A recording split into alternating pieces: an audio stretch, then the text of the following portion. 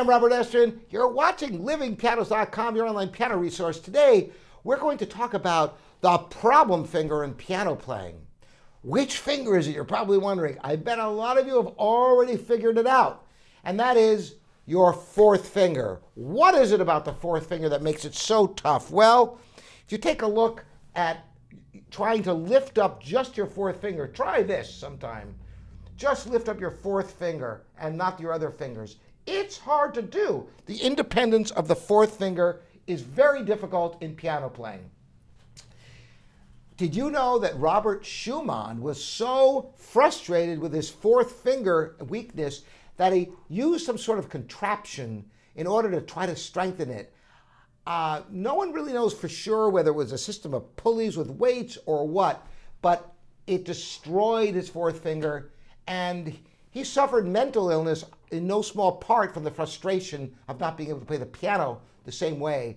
So don't go to any extreme lengths for this, but I am going to give you some tips how to overcome the problems with the fourth finger. Interestingly, these same techniques will strengthen all of your fingers and create independence throughout your piano playing. Now, of course, your fifth finger is also weak, and it's one of the Achilles heel of the piano, the fact that on the piano, you've got, on the one hand, you've got the strongest fingers in the middle and the weakest fingers on the outside, yet you want to have a voicing where it's the opposite.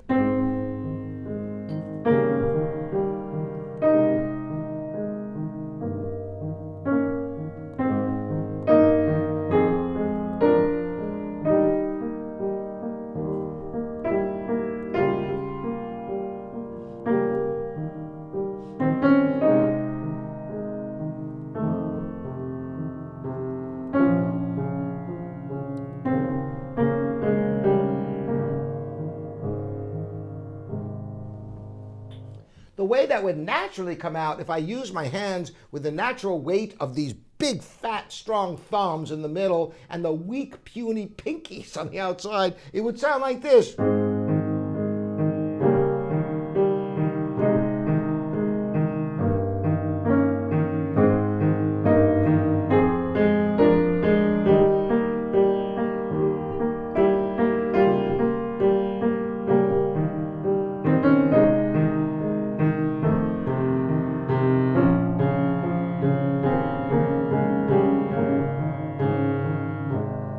And I'm seriously not trying to make it sound bad on purpose. I'm just using my hands with the natural weight of the fingers.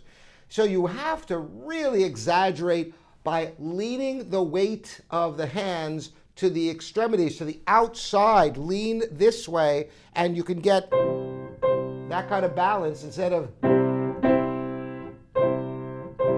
So you can hear the bass and the treble, which are generally the most important structures of the harmonic underpinnings of music. So I'm going to show you also how to develop the release of the fourth finger. Because, you know, if you listen to somebody who plays scales and they're sloppy, a lot of times it'll sound like this.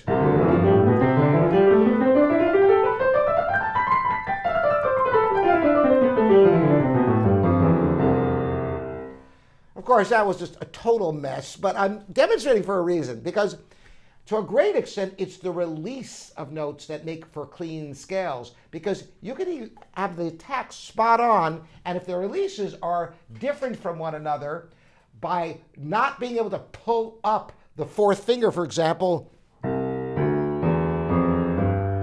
get that sound.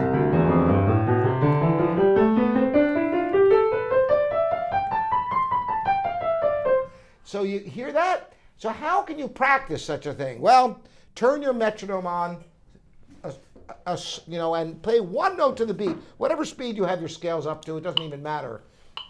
This slow practice, what's great about it is it gives you an opportunity to study your hands and to strengthen the release of notes so you get clean releases. So you can play a scale.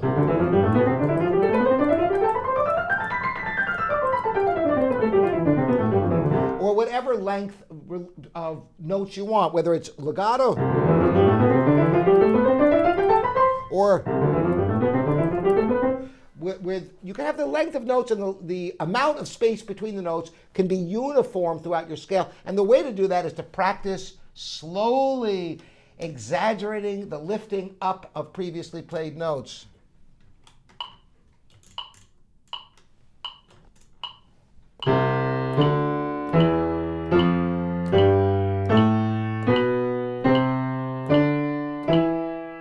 So notice the left hand. So it's not just lifting it up, but it's lifting it up higher than just the surface of the key. And this has two benefits. First of all, you're practicing the release so that you get it into your hands and into your head, the release of those notes. Secondly, you're gaining the strength to do it. Just like the thing I showed at the beginning, trying to lift up that fourth finger is really hard, isn't it? Well, this gives you an opportunity to study that and to practice that. You can do that with all your music. Getting back to the very first thing I did, I showed you how you can lean the weight to the right and left parts of the right side of your right hand, the left side of your left hand, in order to bring out melody and harmony. And I've shown this interesting technique that you can play inner voices with a gentle finger staccato, so you can have control over those inner notes.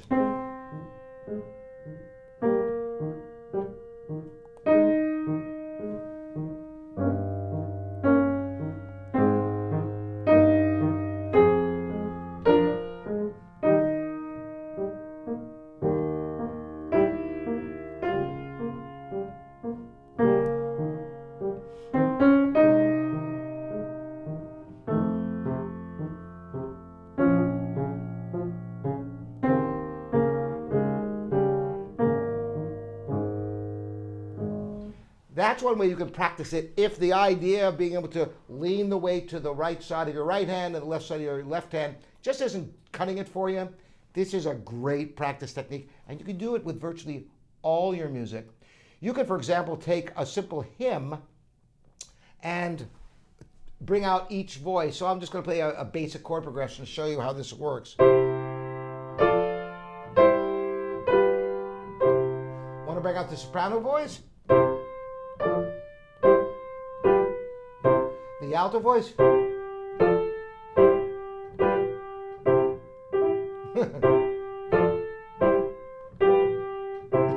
I couldn't practice this, right? Or the tenor voice? Or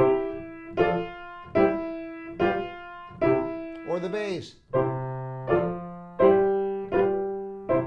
Of course, this is just a simple chord progression. Think about doing that with your music when you have complex scores and you want to have the control of each line within the score. Practicing in this manner, if you have the patience to do it, will have you have control, infinitesimal control over every line, every note, right literally at your fingertips. So that's the fourth finger and a whole lot more. Hope these videos are interesting for you. Again, I'm Robert Estrin. This is Living Pianos, your online piano resource. Thanks to all you subscribers. If you want even more content, subscribe here at livingpianos.com. We are your online piano resource. We'll see you next time.